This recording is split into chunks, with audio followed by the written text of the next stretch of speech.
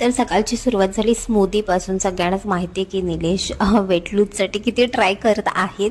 इथे निलेशला स्मूदी केली, किचन ओटा वगैरे सगळं साफ करून घेतला. एका गॅसवरती राईस ठेवला होता आणि दुसऱ्या गॅसवरती माझ्यासाठी कॉफी घेतली होती, कारण आज सकाळी थोडंसं पावसाचं वातावरण झालं होतं, त्यामुळे कॉफी पिण्याची इच्छा झाली. तर अगदी 2 घोट मी कॉफी बनवलेली होती.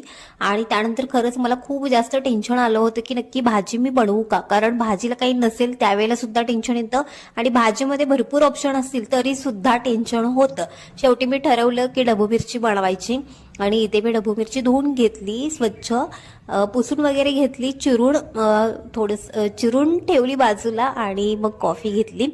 आता इथे मी कॉफी पटकन घेतली आणि पटकन जेवणावरून घेतलं. निलेशला ऑलरेडी लेट झाला होता, त्यामुळे त्यांचा डब्बा आणि बॉटल जी आहे ती भरून ठेवली. त्यानंतर मी सुद्धा जेवण करून घेतलं.